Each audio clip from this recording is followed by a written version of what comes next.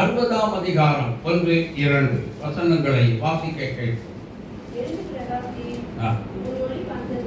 எழும்பி பிரகாசி, உன் ஒளி வந்தது, கர்த்தரின் மகிமை உன்மேல் உதித்தது. இதோ இருள் பூமியையும் மூடும், ஆனால் கர்த்தர் உன்மேல் உதிப்பார். அல்லேலூயா, அல்லேலூயா. எனக்கு அன்பான தேவனுடைய பிள்ளைகளே, எழுந்துரு, எழும்பணும். ஒரு தேவனுடைய பிள்ளை எங்க உட்கார்ந்துட்டே இருக்கக்கூடாது, எழுந்திருக்கணும். ஆமென், ஆமென். அப்போ ஏசாயா தீர்க்கதரிசன புஸ்தகத்தில் ஒரு வசனத்தை ஞாபகத்துக்கு வந்தது. ஏசாயா 52, ஏசாயா 5ஆம் அதிகாரம் 1-2 வசனங்களை வாசிக்க கேட்போம். இப்பொழுது நான் என் நேசரில் அவருடைய திராட்சை தோட்டத்தை குறித்து என் நேசருக்கேற்ற ஒரு பாட்டை பாடுவேன். என் நேசருக்கு இல்லம்மா, 52ஆம் அதிகாரம் எழும்பு சீயோனே, உன் வல்லமையை தரித்துக்கொள். பரிசுத்த நகரமாகிய எருசலேமே, பரிசுத்த நகரமாகிய எருசலேமே, அலங்கார வஸ்திரத்தை உடுத்திக்கொள். சேதனம் இல்லாதவனும் அசுத்தனும் உன்னிடத்தில் வருவது இல்லை. எழும்ப வேண்டும். தூசியை உதறிவிட்டு எழுந்திரு. எருசலேமே வீற்றிரு. சிறைப்பட்டு போன சீயோன் குமாரத்தியே, உன் கழுத்தில் உள்ள கட்டுகளை அவிழ்த்துவிடு. அல்லேலூயா, அல்லேலூயா. சீயோன் என்ன செய்யணும்? ஒரு இடத்துல உட்கார கூடாது. நல்லா கவனிங்க. இப்போ சீயோன்னா என்ன? சீயோன் எங்க இருக்கு? அப்படியா? நாம தானா? வேத வசனத்தின் அடிப்படையில் வேதம் என்ன சொல்லுகிறதோ அதை மாத்திரம் தான் நம்ம பேசணும். ஆமென். நல்லா புரிந்து கொள்ளுங்க. வேதம் சொல்லுகிறது இயேசு கிறிஸ்து தேவனாகிய கர்த்தர் தங்குமிடம் தான் சீயோன். ஆமென், அல்லேலூயா. தேவனாகிய கர்த்தர் வந்து தங்குகிற இடம் தான் சீயோன். நான் ஒரு காரியத்தை கேட்கிறேன். இயேசு கிறிஸ்து தங்குகிற இடம் சீயோனாக இருந்தா ஒன்ன கேட்டாரு மனுஷன். எதை கேட்டாரு? இருதயத்தை கேட்டாரு. கேட்டாரா? எத்தனை பேர் கொடுத்துருக்கீங்க? எத்தனை பேர் இன்னும் கொடுக்காம இருக்கிறீங்க? சொல்லுங்க. நான் உங்ககிட்ட ஒரு பொருள் கேட்கிறேன், உடனே என்ன செய்வீங்க? நான் நீ சொல்லி என்ன செய்வீங்க? ஆளை அடுக்கு முந்தி நான் தான் கொடுப்பேன் பாஸ்டருக்கு அப்படின்னு சொல்லி என்ன பண்ணுவீங்க? அடிக்கடி போட்டு முண்டி அடிச்சுக்கிட்டு நான் சொல்லி கொடுப்பீங்க. இது உண்மை.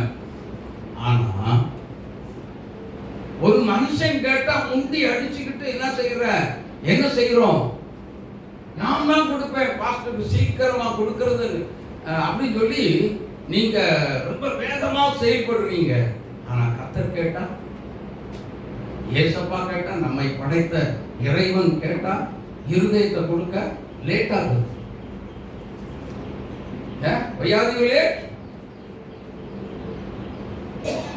ஏன் கொடுக்கிறதுக்கு இன்னும் என்ன இல்ல?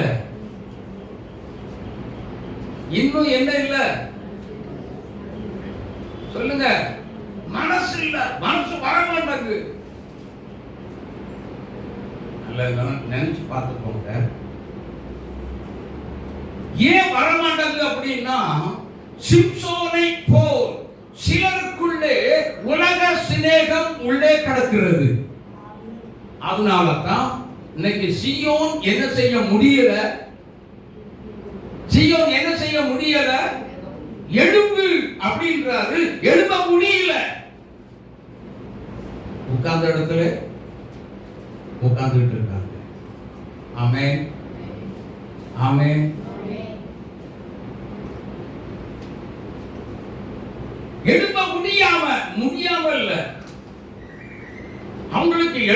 நடப்பதற்கும் மனசு வரல, அதே நேரத்துல எழும்புவதற்கு பலனும் இல்லை. அதனால தான் ஏசாயா 52ல முதல் வசனத்தை படிங்க. எழும்பு எழும்பு சீயோனே, உன் வல்லமையை தரித்துக்கொள். வல்லமை என்று சொன்னால் என்ன? தேவ பலன் தான். ஆமென். அப்ப எதற்கு பலன் வேணும் அப்படின்னா எழும்புவதற்கு பலன் வேணும். அப்போ சீயோன் இப்பொழுது எப்படி இருக்கிறது என்று சொன்னால் பலகீனப்பட்ட ஒரு சீயோனா இருந்து கொண்டிருக்கிறது. அல்லேலூயா, அல்லேலூயா. அப்போ பலகீனப்பட்ட சீயோன் பலப்படுத்தப்படணும்னா ஒரு காரியம் சீயோனுக்குள்ள நடக்கணும். அப்பதான் ஒரு மாற்றங்கள் வரும், ஒரு டிரான்ஸ்பார்மேஷன், ஒரு மறுரூபம் உண்டாக வேண்டும். எப்படி அந்த காரியங்கள் நடக்கும் அப்படின்னா அப்போஸ்தலர் 1ஆம் அதிகாரம் 8வது வசனத்தை வாசிங்க பார்க்கலாம். பரிசுத்த ஆவி உங்களிடத்தில் வரும், பரிசுத்த ஆவி உங்களிடத்தில் வரும் பொழுது பலனடைந்து எருசலேமிலும் யூதேயா முழுவதிலும் சமாரியாவிலும் பூமியின் கடைசி பரியந்தமும் எனக்கு சாட்சிகளாய் இருப்பீர்கள் என்றார். பார்த்துக்கோங்க, அந்த பரிசுத்த ஆவியானவர் சீயோனாகிய நமக்குள்ளே வராவிட்டால் இன்னும் நீ பலகீனப்பட்ட மகனா தான் இருப்பீங்க. அல்லேலூயா, அல்லேலூயா. உங்களுக்குள்ளே பலகீனம் தான் இருக்கும். அந்த வல்லமை தரித்துக் கொள்ள முடியாதபடிக்கு தேவனிடத்திலிருந்து புறப்பட்டு வருகிற வல்லமை நீ எழுந்திருப்பா. நல்லா புரிஞ்சுக்கோங்க. அப்போஸ்தலர் 3ஆம் அதிகாரத்தில் வாசிக்கிறோம். என்ன வாசிக்கிறோம்? வாசிங்க. ஜெப வேளையாகிய 9ஆம் மணி நேரத்தில் பேதுருவும் யோவானும் தேவாலயத்துக்கு போனார்கள். அப்பொழுது அவன் தாயின் வயிற்றிலிருந்து சப்பானியாய் பிறந்த ஒரு மனுஷன் சுமந்து கொண்டு வந்தார்கள். தேவாலயத்தில் பிரவேசிக்கிறவரிடத்தில் பிச்சை கேட்கும்படி நாள்தோறும் அவனை அலங்கார வாசல் எனப்பட்ட தேவாலயத்தின் வாசல் அண்டையிலே கொண்டு வந்து வைப்பார்கள். தேவாலயத்திலே பிரவேசிக்கிற பேதுருவையும் யோவானை உற்று பார்த்து அவன் அவரிடத்தில் ஏதாவது கிடைக்கும் என்று எண்ணி, அதாவது அந்த 2 பேர் நல்ல ஜம்முன்னு போறாங்களே, இவங்க ஏதாவது நிறைய வச்சிருப்பாங்க அப்படின்னு சொல்லி இவங்க என்ன பண்ணிட்டாங்க அப்படின்னா அப்படியே பாக்குறோம், அவங்க முகத்தை பாக்குறோம். அல்லேலூயா, அல்லேலூயா. நீ மனுஷ முகத்தை பார்க்க வேண்டாம். வேதம் சொல்லுகிறது என் முகத்தை தேடுங்கள் என்று கர்த்தர் சொல்லி இருக்கிறாரே. ஆமென். கர்த்தருடைய முகத்தை தேட வேண்டும். மனுஷன் முகத்துல ஒண்ணும் இல்ல, மனுஷன் கையிலையும் ஒண்ணும் இல்ல, வெள்ளியும் பொன்னும் என்னிடத்தில் இல்லை. அவங்ககிட்ட ஒண்ணு இருந்தது பாருங்க, உள்ள பாக்குறான். ஆனா அவங்க கிட்ட ஒன்னே ஒண்ணு இருந்தது. என்ன இல்ல? வெள்ளியும் இல்ல, பொன்னும் இல்ல. வெள்ளியும் அழியும், பொன்னும் அழிந்து போகும். ஆனா அந்த அழிந்து போகக்கூடியது ஒன்றும் இல்லை. ஆனால் அழியாத ஒன்று உண்டு. அல்லேலூயா. நித்தியத்துக்கு உன்னை கொண்டு போய் சேர்க்கக்கூடிய ஒன்றே ஒன்று உடையவர்களாய் அவர்கள் 2 பேரிடத்திலுமே இருந்தது. ஆமென். என்ன இருந்துச்சா? இயேசு கிறிஸ்துவின் நாமத்தினாலே ஒண்ணும் செய்ய வேண்டாம், கை நீட்டு போதும். நஸ்ரேனாகிய இயேசுவின் நாமத்தில்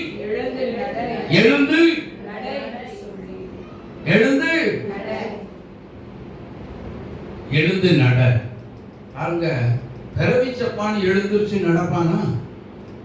சொல்லுங்க. நடக்கத்தான் முடியுமா? முடியவே முடியாது. அப்போ அவனால முடியாத ஒரு வாழ்க்கை. இப்ப யார் வந்திருக்கிறான் அவனை தேடி? இயேசுதான் வந்தார். ஆமென், ஆமென். பெதஸ்தா குளத்தின் அருகில் யோவான் 5ஆம் அதிகாரம் 1 முதல் 5 உள்ள வசனங்களை வாசித்து பாருங்கள். பெதஸ்தா குளத்தின் அருகில் 38 வருஷமாக ஒரு மனுஷன் படுத்தே கிடக்கிறான். 38 வருஷம்னா இங்க பாருங்க, ஒரு மனுஷன் ஒரே இடத்துல 38 வருஷமா. இங்க பாருங்க, அந்த குளம் எப்படி இருக்கு? இப்படி இருக்குது. இந்த பாய் இருக்குதுன்னு பாய் தான் குளம்னு வைக்கல. அவன் கண்ணு எங்க இருந்துகிட்டு இருக்கும்? ஏன் குளத்தை எப்ப கலக்குவான்னு தெரியாது. கலக்கிற தூதன் எப்பதான் கலக்குவான் அப்படின்னா அவனுக்கு பின்னாடி டபக்கல் எட்டி உள்ள குதிச்சிடுறான் இல்லையா? உள்ள இறங்கிக்கிறாங்க. என்ன பண்றது? இதே மாதிரி அவனுக்கு விடுதலை இல்லை, கிடைக்கல. பெதஸ்தா என்றால் இரக்கத்தின் வீடு, ஹவுஸ் ஆஃப் மெர்சி. இரக்கமே காட்டாத இரக்கத்தின் வீடு. அதனுடைய வாசல்லே அப்படியே பார்த்துட்டு இருக்கான். ஆனாலும் இரக்கம் காட்டாத இரக்கத்தின் வீடு. ஆமென், ஆமென். இரக்கம் செய்யக்கூடியது இரக்கம் காட்ட மாட்டாங்க. அதனுடைய வாசல்ல 38 வருஷமா எப்பத்தான் எனக்கு இரக்கம் செய்வ? பழவே இரக்கத்தின் வீடு, எனக்கு நீ எப்பொழுது இரக்கம் செய்வ? காத்துக்கொண்டே 38 வருஷமா நான் இதிலே படுத்து கிடக்கிறேனே, எனக்கு நீ இரக்கம் செய்ய மாட்டியா? இரக்கத்தின் வீடு, இரக்கம் செய். கேட்டு பார்த்தா முடியல. ஆனா இரக்கத்தின் சிகரம், இரக்கத்தின் ஐஸ்வர்யம் இயேசு அவனை தேடி வந்தார். ஆமென். இந்த காலை வேளையில நீ இருந்த இடத்தை விட்டு எழுத முடியாம உங்க பலகீனத்தோடு நீ வந்திருக்கிறியா? இயேசு கிறிஸ்து இந்த கூடாரத்துக்குள்ள 38 வருஷமா எழும்ப முடியாதபடி படுத்த படுக்கையா இருந்த அவனை தேடி வந்தது உண்மையானா, இன்று இந்த கூட்டத்துக்குள்ள இயேசு உன்னை தேடி வருகிறார். உன்னை தொடும்படியாய், உன்னை ஆசீர்வதிக்கும்படியாய், உன்னை விடுதலை செய்யும்படியாய், உன்னை பலப்படுத்தும்படியாய், உன்னை ஜெபிக்க முடியாதபடி கஷ்டத்தில் உட்கார்ந்து கொண்டிருக்கிற மகனே மகளே, வேதத்தை வாசிக்க முடியாதபடி, தேவனோடு உள்ள ஒரு உறவு கொள்ள முடியாதபடி வாழ்க்கையில் கசந்து போய் உட்கார்ந்து கொண்டிருக்கிறாயா? இயேசு உன்னை தேடி வந்திருக்கிறார். ஓ, இந்த காலை வேளையில உன்னை பலப்படுத்தும்படியாய், உன்னை பலப்படுத்தும்படியாய், உன் பலகீனத்தை மாற்றும்படியாக இயேசு இந்த காலை வேளையில இந்த கூட்டத்துக்குள்ள தேடி வந்திருக்கிறார். ஓ ஹalleluya, ஹalleluya. ஓ, உன் பலகீனம் மாறுகிறது, உன் பலகீனம் மாறுகிறது. ஓ, உன்னுடைய பலகீனம் மறைகிறது. ஓ, இந்த காலை வேளையில இந்த வார்த்தைகளை கேட்க கேட்க உன் சரீரத்தில் தேவனுடைய வல்லமை இறங்கி உன்னுடைய பலகீனங்களை மாற்றிக் கொண்டிருக்கிறது. ஆவியானவர் உன்னை இறங்கி வருகிறார்.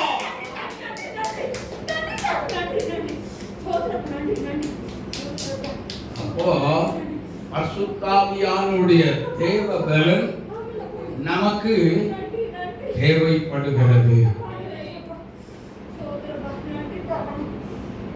உள்ளத்தை கொடுக்க ஆயத்தமா?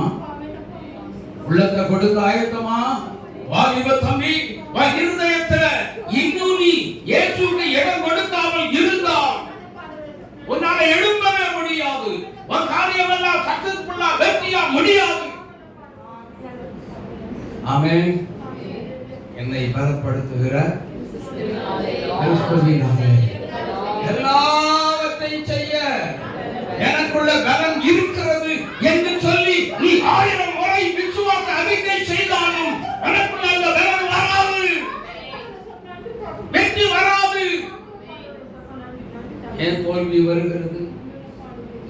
இன்னும் நீ இருக்கிற இடத்தை விட்டு வெளியில வரல. ஆமென், ஆமென். இதுக்கு உதாரணம் சிம்சோன் தான். அவர் இருக்கிற இடத்திலே இருந்து என்ன பண்ணாரு? கையில் ஆளின் மடியே தஞ்சம் என்று இருந்தார். கடைசியில அவருடைய நிலைமை பரிதாபமாக முடிந்து விட்டு, வேண்டாம் வாலிபனே எழுந்து, அல்லேலூயா, வாலிப மகனே நீ எழுந்திரு, கர்த்தர் உன்னை பிரகாசிப்பிக்க தயாரா காத்திருக்கிறார். உன்னை பயன்படுத்த என் தேவனாகிய கர்த்தர் காத்திருக்கிறார். நீ ஆண்டவருக்கு வேணும் வாலிப தம்பி. அல்லேலூயா. கர்த்தர் இன்னைக்கு இந்த கூட்டத்துக்குள்ள உன்னை தேடி வந்திருக்கிறார். எந்த இடத்துல இருந்தாலும் சரி, உன்னை தேடி வந்திருக்கிறார். அல்லேலூயா. சரி, அப்போ பலன் தேவைப்படுகிறது. அப்போ பரிசுத்த ஆவியானவருடைய ஒத்தாசை நமக்கு தேவை. அப்படிதானா? பக்கத்தில் இருக்கிறவங்களை பார்த்து சொல்லுங்க, உங்களுக்கு பரிசுத்த ஆவியானவருடைய ஒத்தாசை தேவை. வல்லமை அங்கதான் இருக்கு. பரிசுத்த ஆவியானவருக்கு உள்ளே உங்களுக்கு தேவைப்பட்ட வல்லமை இந்த பரிசுத்த ஆவியானவருக்கு உள்ளே இருக்கிறது. கரந்தட்டி இயேசுவை மகிமைப்படுத்துங்க. அப்போ பரிசுத்த ஆவியானவருக்கு உள்ளே வல்லமை இருப்பது உண்மையானால் அதை எப்படிங்க பெற்றுக்கொள்வது? அதற்கு சில வரமுறைகளை வேதத்துல இருக்குது. அந்த வேதத்துல இருக்கிறத ஆவியானவர் கொடுத்தார். கொஞ்ச நேரம் கேட்கலாம், ஒரு அரை மணி நேரம் தான். சரியா? கேட்கலாமா? வாசிங்க. யோவான் எழுதின சுவிசேஷம் 15ஆம் அதிகாரம் 9வது வசனத்தை வாசிக்க கேட்போம். பிதா என்னில் அன்பாய் இருக்கிறது, பிதா என்னில் அன்பாய் இருக்கிறது போல நானும் உங்களில் அன்பாய் இருக்கிறேன். நானும் உங்ககிட்ட எப்படி இருக்கிறேன்? அன்பாய் இருக்கிறேன். என்னுடைய அன்பில் நிலைத்திருங்கள். எதுல நிலைத்திருக்கணுமா? ஹலோ தம்பிமார்கள் சொல்லுங்க, எதுல நிலைச்சிருக்கணும்? அன்புலன்னு சொல்லி சொன்னா உங்ககிட்ட இருக்க அன்பு வேண்டாயா? கிறிஸ்துவின் அன்பில் நிலைத்திருக்க வேண்டும். அந்த வசனத்தை விமல் படி. யோவான் 15:9 படி. பிதா என்னில் அன்பாய் இருக்கிறது போல நானும் உங்களில் எப்படி இருக்கிறேன்? அன்பாக இருக்கிறேன் சொல்லித்தான் என்னுடைய அன்பில் நிலைத்திருங்கள் அப்படின்னு சொல்றாரு. அப்படிதானா? அப்போ அன்பிலே என்ன செய்யணுமா? ஆனா சிலருக்கு முற்கோபம் வருத,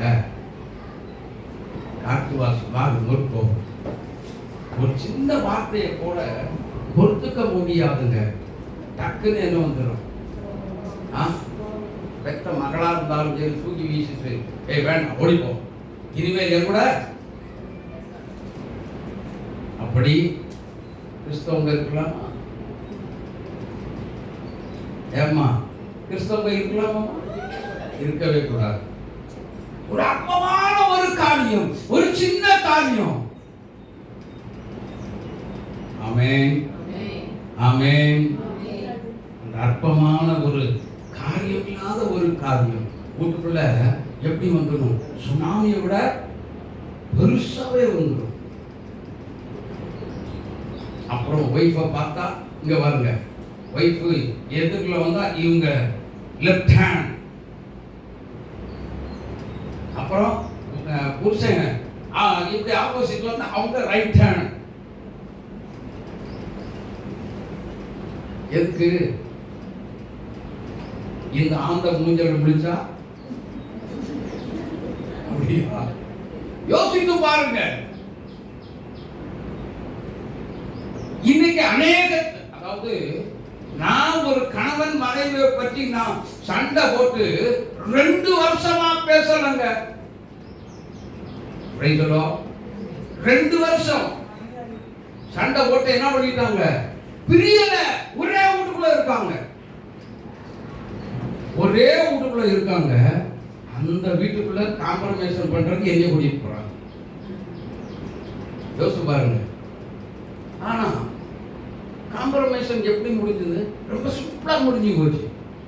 ஒரே ஒரு குட்டி ஜெபத்துல தான் முடிஞ்சு போச்சுங்க. Price the Lord. அப்போ நல்லா நினைச்சு பாருங்க, ஒரு குட்டி ஜெபத்துல 2 பேருக்கும் காம்ப்ரமைசன் ஆயிருமா அப்படின்னு சொல்லி சொன்னா முடிஞ்சு போச்சே, வெற்றியா முடிஞ்சு போச்சே. அப்ப ஜெபத்தினால வெற்றி வருது அப்படின்னா ஜெபத்துக்கு எதிரடையாய் உள்ள ஒருத்தன் உள்ள உட்கார்ந்து இருந்தான். அவன் யாரு? அவன்தான் சத்துரு. அவன்தான் அந்த சத்துரு. அவன்தான் அந்த கோபத்தை கிள்ளுறான், கோபத்தை கிளறி விடுகிறான், கிண்டி விட்டுக்கிட்டே என்ன செய்யறான்? கோபத்திலேயே உன்னை வழி நடத்திக்கிட்டு இருக்கிறான். வேதம் சொல்லுகிறது முற்கோபி மதிகேடன். அல்லேலூயா. முற்கோபி முட்டாள்னு சொல்லுதுங்க. அல்லேலூயா. கொஞ்சம் யோசித்து பாருங்க, ஆவிக்குரிய வாழ்க்கையில அன்பை தவிர்த்து இருந்தா சரி ஏதோ தெரியாம சொல்லிதான் பாவம் விட்டு கொடுப்போம். அந்த விட்டு கொடுக்கக்கூடிய ஒரு நல்ல மனசு தான் அன்பு. ஆமென். அதுக்கு 1 கொரிந்தியர் 13ஆம் அதிகாரத்தில் வாசிங்க, 1 வாசிக்க கேட்போம்.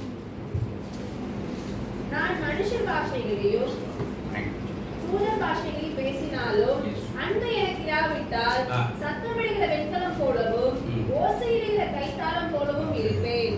நான் தீர்க்க தரிசன வரத்தை உடையவனாய் இருந்து சகல ரகசியங்களையும் சகல அறிவையும் அறிந்தாலும் அலைகளை பேசத்தக்கதாக சகல விசுவாசம் உள்ளவனாய் இருந்தாலும் அன்பு எனக்கு இராவிட்டால் நான் ஒன்றுமில்லை. எனக்கு உண்டான யாவற்றையும் நான் அன்னதானம் பண்ணினாலும் என் சரீரத்தை சுத்தரிக்கப்படுவதற்கு கொடுத்தாலும் அன்பு எனக்கு இல்லாவிட்டால் நான் ஒன்றுமே இல்லை. I am nothing. அன்பு நீடிய சாந்தமும் தயவும் உள்ளது. நல்ல கவனமா கேட்டுடுங்க. பைபிள் இல்லாதவங்க, படிக்காதவங்க இருந்தா கவனமா கேளுங்க. அன்பு நீடிய சாந்தமும் தயவும் உள்ளது. அன்புக்கு பொறாமை இல்லை. அன்பு தன்னை புகழாது. இருமாப்பாய் இராது. அயோக்கியமானதை செய்யாது. தற்பொழிவை நாடாது. சினோனா என்ன? கோபம் கொள்ளாது. தீங்கு நினையாது. அநியாயத்தில் சந்தோஷப்படாமல் சத்தியத்தில் என்ன செய்யும்? சந்தோஷப்படும். சகலத்தையும் தாங்கக்கூடிய சக்தி தான் எதுக்கு இருக்கு? அன்புக்கு இருக்கு. சகலத்தையும் தாங்கும். அப்புறம் சகலத்தையும் விசுவாசிக்கும். சகலத்தையும் நம்பும். சகலத்தையும் என்ன செய்யணும்? சகிக்கும். அன்பு ஒழியாது. சகலத்தையும் தாங்கும். சகலத்தையும் சகிக்கும். சகிப்பு தன்மை இல்லைன்னா உங்கள்கிட்ட இயேசுநாதரே இல்லைன்னு அர்த்தம். ஏன் நாங்க அப்படி வேதத்துல சொல்லியிருக்கா? அப்படி வேதத்துல சொல்லியிருக்கா? சொல்லுங்க. இயேசுநாதர், நான் நல்லா புரிஞ்சுக்கோங்க, சகிப்பு தன்மை இல்லாவிட்டால் இயேசுநாதருக்கும் ஒரு கிறிஸ்தவனுக்கு சம்பந்தமே துளியேனு தொடர்பு இல்லாம இருக்கிறாங்கன்னு அர்த்தம். அல்லேலூயா. ஏன் இந்த வார்த்தையை சொல்லுகிறேன் என்று சொன்னால், வேதம் சொல்லுகிறது அன்பில்லாதவன் தேவனை அறியான். அப்படின்னா இயேசுவுக்கும் அவர்களுக்கும் என்ன இல்லை, எங்கேயோ உலகத்துக்குள்ள கிடக்கிறாங்கன்னு அர்த்தம். அதனால்தான் இன்னும் வரைக்கும் எழும்ப முடியல. சீயோன் எப்படி முடியல? எழும்ப முடியல. அதனால்தான் எழும்பு எழும்பு சீயோனே, கர்த்தருடைய வார்த்தை வருகிறது. எழுந்திருக்க வேண்டியவங்க இன்னும் பெருவி சப்பானி மாதிரி முடக்கப்பட்ட நிலைமையில இருக்க நீ விரும்பாதே. தாவே என்னை தூக்கி விட, என் கையை நீட்டுறேன், என்னை தூக்கி விடுங்க. பேதுருவும் யோவானும் அந்த வழியா தேவாலயத்துக்கு உள்ளே பிரவேசிக்கும் பொழுது என்ன பண்ணாங்க? அவன் உற்று பார்ப்பான், என்கிட்ட வெள்ளியும் இல்ல பொண்ணும் இல்ல, எப்பா உன் கை நீட்டு எழுந்துரு, யூ ஸ்டாண்ட் அப். அவன் பாருங்க கொஞ்ச நேரம் எத்தனை வருஷம் இருந்திருப்பான், ஒரு நொடியில, ஒரே ஒரு நொடியில அவனுடைய வாழ்க்கை முடக்கப்பட்ட ஒரு வாழ்க்கை, ஒரு மாற்றங்கள் வந்தது. ஆமென்.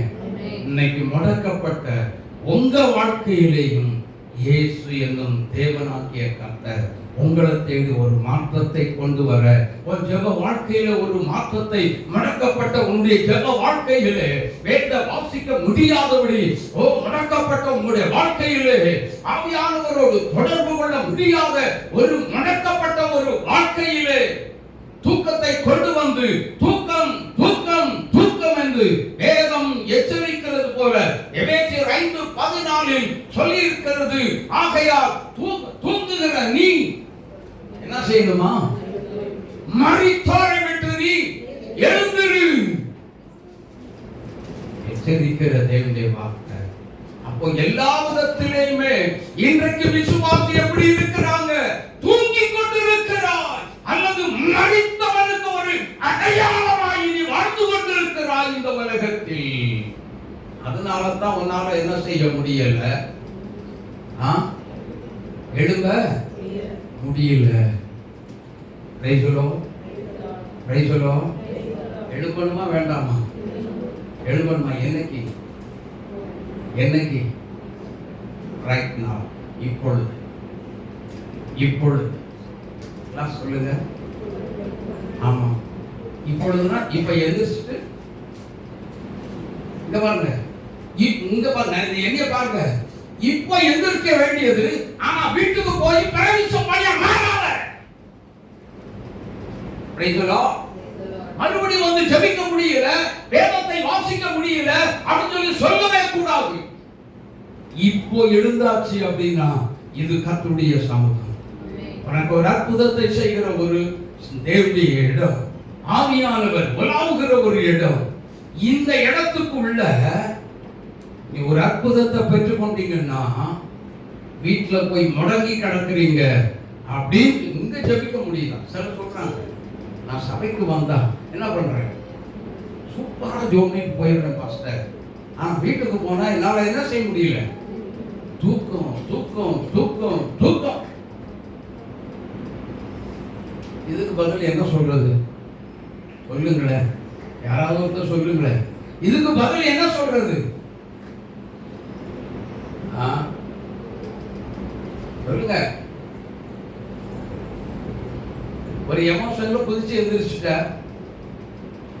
முழுசா ஒரு உற்சாகத்துல குதிச்சு எந்திரிச்சு நின்னுட்ட. ஆனா வீட்டுக்கு போனா ஏன் பிறவி சப்பானியா மாறுறோம் அப்படின்னா உன் உள்ளத்துல இன்னும் இயேசுவுக்கு இடம் இல்ல. உலகம் உள்ள கிடக்கு, தூக்கி முதல்ல வெளியே போ. Praise the Lord, praise the Lord. அப்படிதானா? எத்தனை பேர் இதை ஏற்றுக்கொள்கிறீங்க? ஹல்லேலூயா. உலகம் உனக்குள்ள கிடக்கிற வரைக்கும் உன்னால எழும்ப முடியாது. உன்னை மொட்டமாக்கிட்டே தான் இருக்கும், முடக்கி வைத்துக் கொண்டே இருக்கும். எனக்கு ஒரு அரசாங்க வேலை வேணும், முடக்கப்பட்டு விடும். நீ என்னைக்கு எந்திருக்கிறியோ அன்னைக்கு தான் உனக்கு ஒரு அரசாங்க வேலை.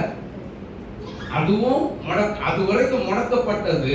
நீ எழும்பின பிற்பாடு அதுவும் எழும்பி வரும், உன்னை தேடி வரும், உன்னை தேடி வரும், உன்னை தேடி வரும். ஹல்லேலூயா, ஹல்லேலூயா. நீ எந்த மூலையில, எந்த இடத்துல, எந்த மூலையில உட்கார்ந்து, உலகத்துல எந்த மூலையில உட்கார்ந்து கேட்டுக்கிட்டு இருந்தாலும் நீ மொட்டமாக்கப்பட்ட நீ கர்த்தருடைய இருதயத்தை முழுமையாய் ஒப்பு கொடுத்து உலகத்தை விட்டு, நீ உலக சிற்றின்பத்தை விட்டு, உலக ஆசா பாசத்தை விட்டு நீ வெளியிலே வந்தால் கர்த்தர் உன்னை தூக்கி எடுத்து கண்மலை மேல் நிறுத்தி வைத்து உன்னை ஆசீர்வதிக்க காத்திருக்கிறார். ஆமென், ஆமென், ஆமென். சொல்லுங்க.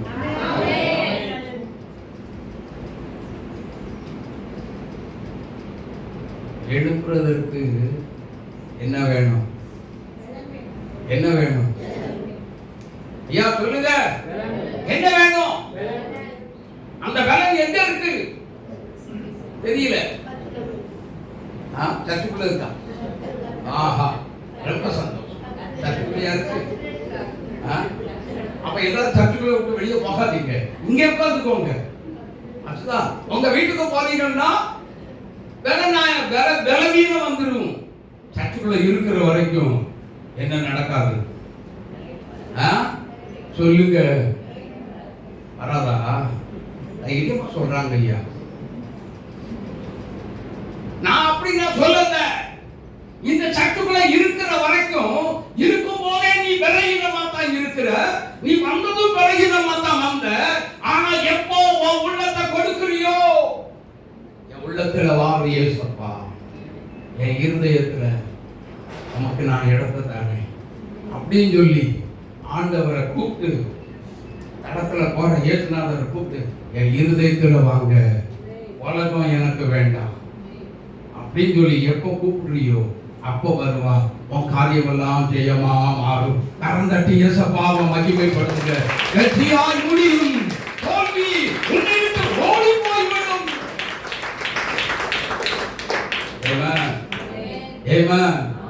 எனக்கு அன்பான தேவனுடைய பிள்ளையே, இந்த காலை வேளையில கர்த்தருக்கு இருதயத்தை கொடுக்க ஆயத்தம். ஆமென். அப்படின்னா கர்த்தர் கிறிஸ்துவின் அன்பு உனக்குள்ள ஊற்றப்படும். ஆமென். உனக்குள்ள ஊற்றப்படும், ஊற்றப்படும். கர்த்தர் உன் மேல ஊத்துவார். உடனே அடுத்த நிமிஷம் என்ன செய்ய முடியும்? கவனிங்க, அடுத்த நிமிஷம் என்ன செய்ய முடியும்? அந்த கரவி சப்பான அப்போஸ்தலர் 3 அதிகாரத்தை அந்த பேதுரு யோவான் தூக்கி விட்ட உடனே அவன் என்ன செய்யறான்? இங்க பாருங்க, வலது கையினால் அவனை பிடித்து தூக்கி விட்டார்கள். உடனே அவனுடைய கால்களும் கரடுகளும் பலன் கொண்டது. என்னதான் பலன் கொண்டது? தூக்கி தாங்க விட்டாங்க. நீ படுத்த படுக்கைய 38 வருஷம் பதஸ்தா பழத்தின் அருகே, அல்லது 38 வருஷம் இந்த இயேசு ராஜா தேவாலயத்தில் விசுவாசியாய் இருக்கிறேன் அப்படின்னு சொல்லி இன்று வரைக்கும் ஜெபிக்க முடியாம மறக்கப்பட்ட நிலைமையில இருந்தான். இன்னைக்கு உன்னை கர்த்தர் தூக்கி விடுகிற தேவனாகிய கர்த்தர் உன்னை தூக்கி விட இயேசு இந்த காலை வேளையில உன்னை இந்த இடத்துக்குள்ள தேடி வந்திருக்கிறார். 38 வருஷம் மடக்கமான ஒரு வாழ்க்கை இன்றைக்கு உன் வாழ்க்கையில மாற போகிறது. ஒரு மாற்றங்கள் வருகிறது, ஒரு மகிழ்வு உண்டாகிறது.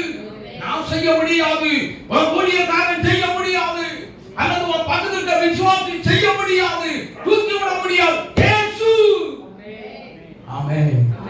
இயேசுவே, அந்த இயேசுவை கூப்பிடு. அந்த இயேசுவை கூப்பிட்டா உனக்குள்ள புது பலன் உண்டாகும். ஹல்லேலூயா, ஹல்லேலூயா. அந்த தேவனாகிய கர்த்தர் உனக்குள்ள வந்தா அந்த தேவனுடைய பலன் உனக்குள்ள இறங்கி வரும். ஓ ஹல்லேலூயா. அவருக்குள்ள பலகீனம் இல்லை. உனக்குள்ள அந்த பலகீனத்தை மாற்றுகிற தேவ வல்லமை அவருடைய சரீரத்துக்குள்ளே கிறிஸ்துவுக்குள்ளே இருக்கிறது. கரந்தட்டி இயேசுப்பாவை நீங்க மகிமைப்படுத்துங்க. ஹல்லேலூயா. என்னை பலப்படுத்துகிற கைதட்டி பாடுங்க.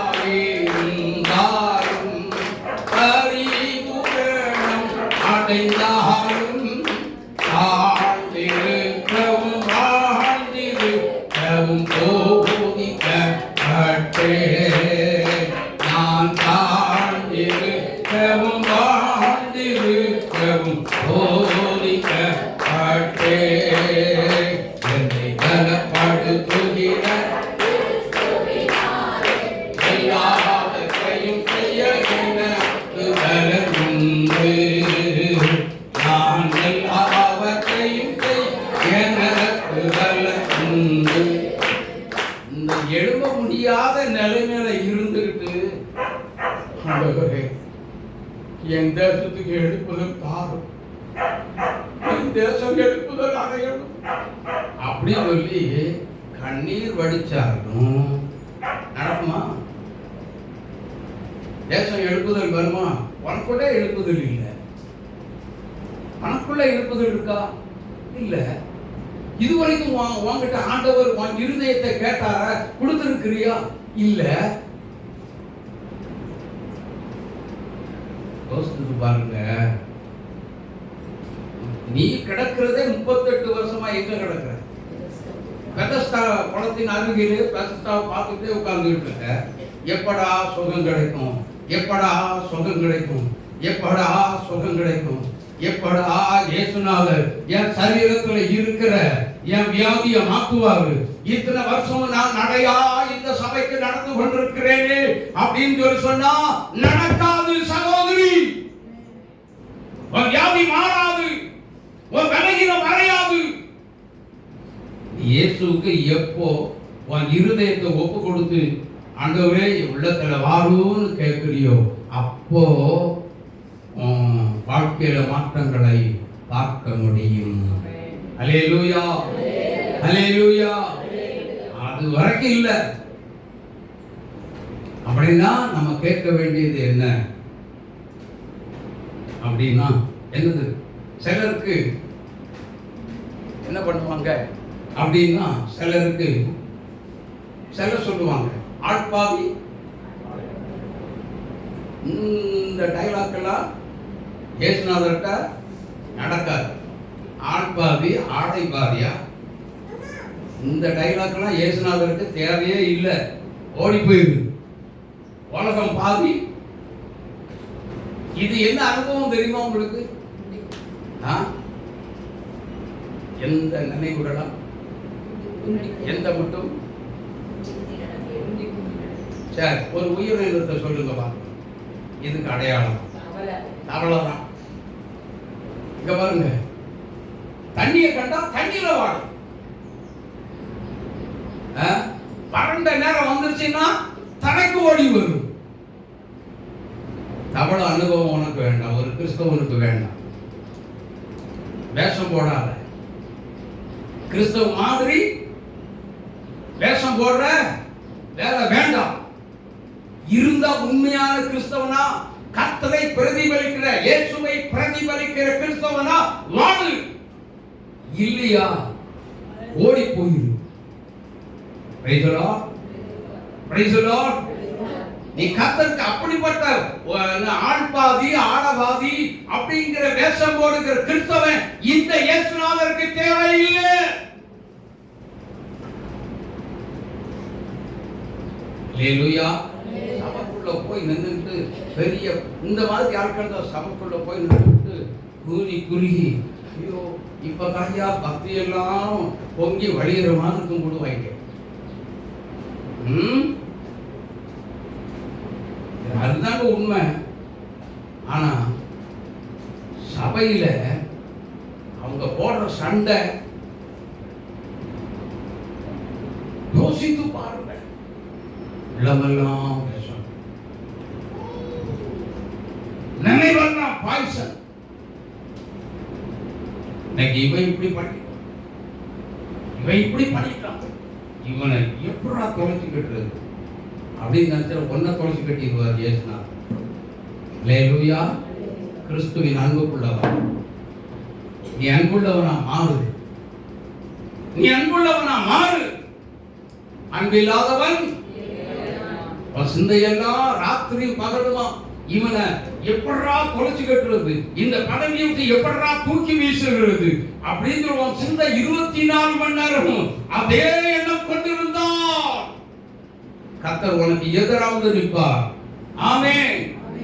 உனக்கு எதிரியாப்பா இயேசுநாதர் இருப்பார். உனக்கு ஆதரவா ஒரு நாள் வரவே மாட்டான். விழுந்து போவது நீதான், கர்த்தருடைய பிள்ளை அல்ல. ஆமென். அல்லேலூயா. எனக்கு அன்பான தேவனுடைய பிள்ளைகளே, அப்படியானால் இன்றைக்கு இந்த வார்த்தையை கேட்கிறீங்க, அன்புள்ளவங்களா மாறணும். அன்புள்ளவங்களா ஆயில அன்புள்ளவங்களா சரி சொல்லவே மாட்டேங்கிறீங்க. மாறணுமா? மாறணுமா? நான் சொல்றேன் மாறவே வேண்டாம். நீ ஏன் மாறுற? மாறிட்டு இங்க போய் நான் அப்படி இருந்தேனாக்கா நான் இப்ப எப்படி இருக்கேன், அதை விட கேவலமா இருப்பேன்னு சொல்றதுக்கா? மாறாத. நீ மாறியன்னா நீ மாறிடுவ. ஆனா இயேசு உன்னை மாற்றணும். அல்லேலூயா.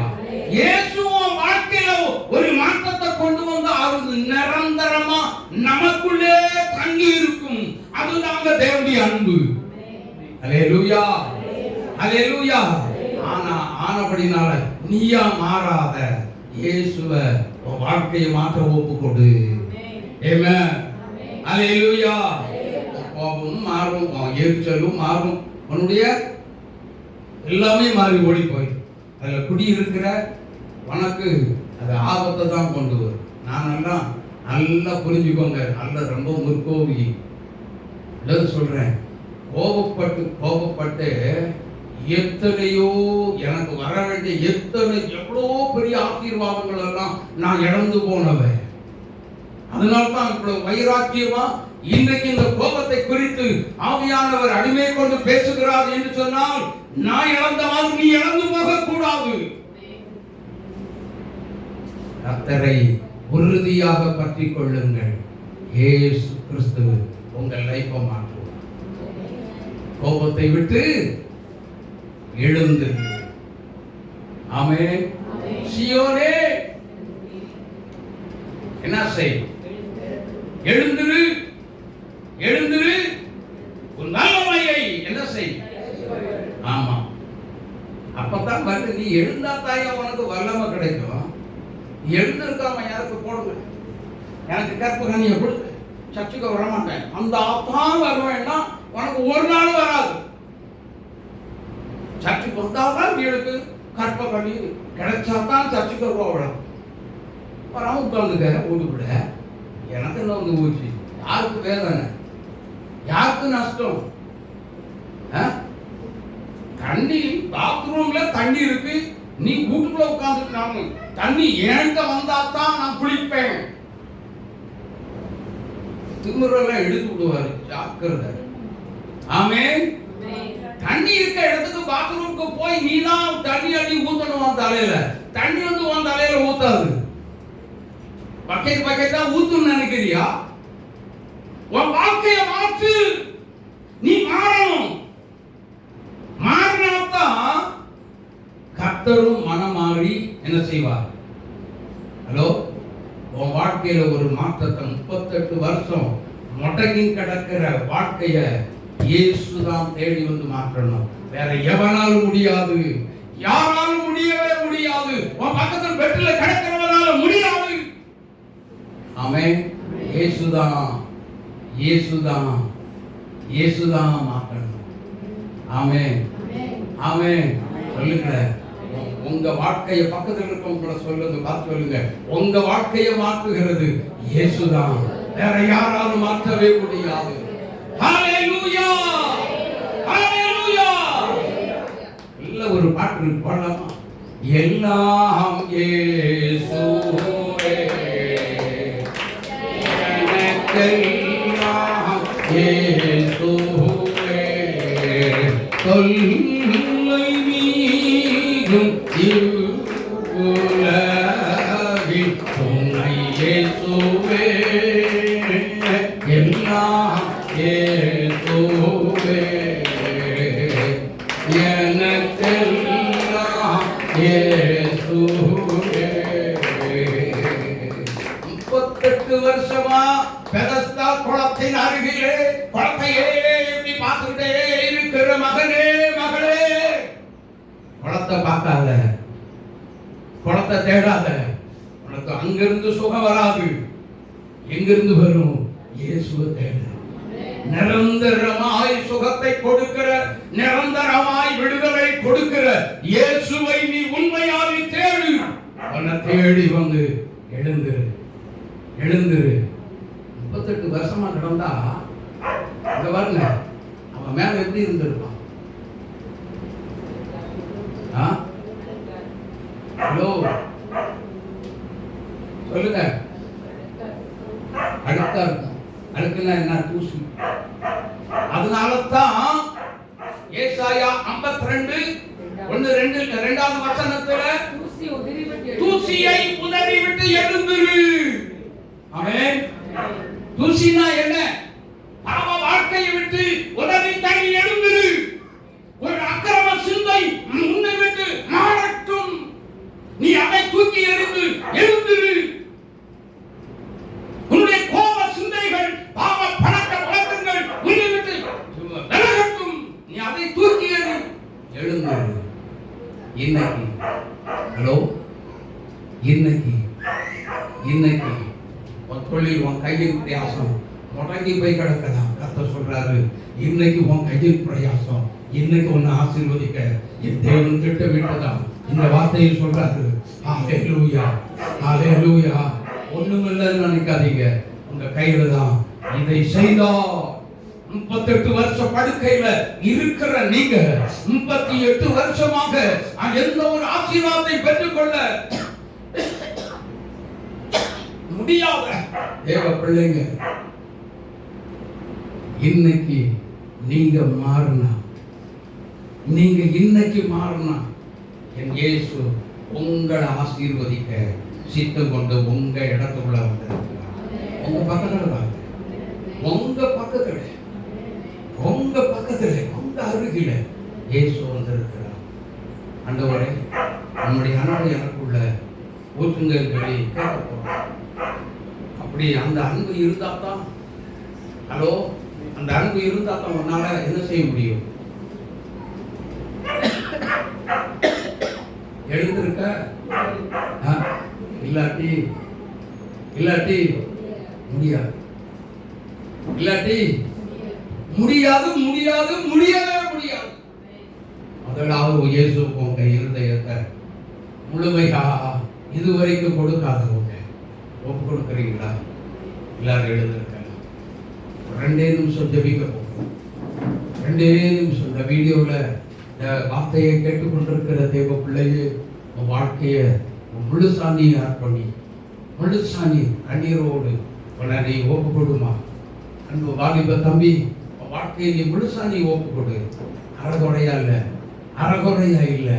இயேசுவே, இயேசுவே, என் வாழ்க்கையெல்லாம் உமக்கண்டே என்னை அர்ப்பணிக்கிறேன். ஓ, உமக்கண்டே என்னை அர்ப்பணிக்கிறேன். 2003ஆம் ஆண்டு அங்கமான்புரம் என்றதான இடத்துல ஒரு வாலிபருடைய கூட்டத்தில் பேசும் பொழுது ஒரு வாலிப சகோதரி என்னுடைய டைரியில எழுதி கொடுத்தாங்க. என்ன தெரியுமா? என் வாழ்க்கை முழுவதும் இயேசுக்கென்று என்னை முழுவதுமாக அர்ப்பணிக்கிறேன். நான் இயேசுவுக்கே சேவை செய்வேன். என் இயேசுவுக்காய் கடைசியில் ஒரு வார்த்தை, என் இயேசுவுக்காய் ரத்த சாட்சியாய் நான் மாறுவேன் அப்படின்னு சொல்லி எழுதி கொடுத்தாங்க. ஹalleluya. வைராக்கியம் வேணும். என் இயேசுவுக்காய் என் உள்ளம் மாறட்டும், என் இயேசுவுக்காய் என் வாழ்க்கை மாறட்டும். இருதயத்துல கை வச்சு பேசுங்க, ஏசப்பா கூட பேசுங்க. என் வாழ்க்கை மாறட்டும் ஆண்டவரே. எல்லாம் இருதயத்துல கை வைங்க, கை வைங்க, கை வைங்க. சொல்றதுக்கு கீழ்ப்படியணும். ஹalleluya. கீழ்ப்படியாதவங்களுக்கு எல்லாம் பரலோகம் கிடையாது. இருதயத்துல கை வைங்க. ஹalleluya. கை வச்சு ஜெபம் பண்ணுங்க. நான் உமக்கு கீழ்ப்படியணும், நான் உங்க வார்த்தைக்கு கீழ்ப்படியணும். நான் இந்த வார்த்தையை சொல்லுங்க, இந்த வார்த்தையை சொல்லுங்க. ஏசப்பா, உங்க சத்தியத்துக்கு கீழ்ப்படியணும், உங்க வசனத்துக்கு கீழ்ப்படியணும். என் மேல உங்களுடைய அன்பை ஊற்றுங்க, உங்களுடைய அன்பை ஊற்றுங்க. உங்களுக்கு நான் கீழ்ப்படிய நல்ல மனசு தாங்க, நல்ல மனசை தாங்க. என் இருதயத்துல வாங்க, என் இருதயத்துல வாங்க. இனி நான் யார்கிட்டையும் யார்கிட்டையுமே கோபப்படவே மாட்டேன். ஒப்பு கொடுங்க. எரிச்சல் அடைய மாட்டேன். யாரையும் விரோதிக்க மாட்டேன். யாரையும் விரோதிக்க மாட்டேன். சொல்லுங்க, வாயை திறந்து சொல்லுமா. யாரையும் விரோதிக்க மாட்டேன். எனக்கு இறங்கும், என்னை ஆசீர்வதிங்க அப்படின்னு கேளுங்க, கேளுங்க, கேளுங்க, கேளுங்க, கேளுங்க, கேளுங்க. என்னை உம்முடைய மகிமையினால் நிரப்பும், உம்முடைய அன்பினால் நிரப்புங்க. என் இருதயம் உம்முடைய அன்பினால் நிரப்பட்டும், உம்முடைய அன்பினால் நிரப்பட்டும். என் இருதயத்தை முழுமையாய் உங்களுக்கு அர்ப்பணிக்கிறேன் அப்படின்னு சொல்லுங்க பார்க்கலாம்.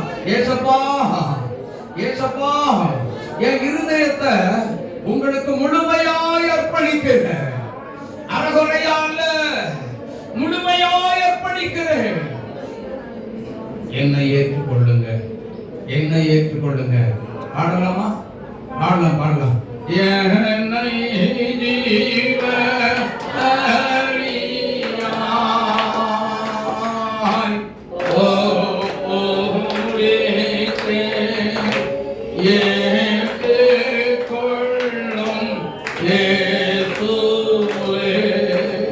எல்லாரும் கவனிங்க, கவனிங்க. ஒரு நிமிஷம். எல்லாரும் கண்ணீரோட உள்ளத்தின் ஆழத்திலிருந்து இந்த பாடலை பாடணும். ஏன் தெரியுமா? உங்களை முழுமையா ஒப்பு கொடுத்துட்டு அதுக்கப்புறம் பாடுங்க. சரியா? இருதயத்துல கை வச்சு என்னை ஜீவ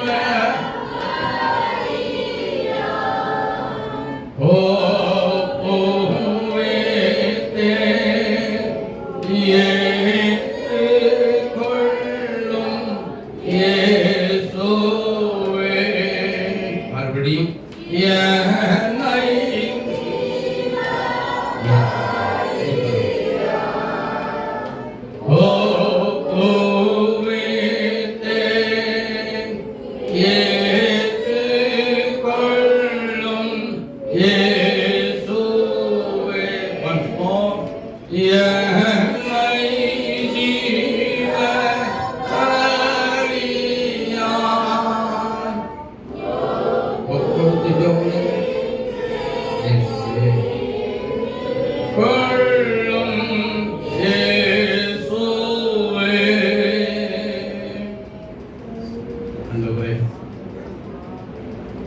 கேட்டுக்கொண்ட வார்த்தையின்படி என்னுடைய இருதயத்தை, முழு இருதயத்தையும் உங்களிடத்தில் ஒப்பு கொடுத்திருக்கிறேன்.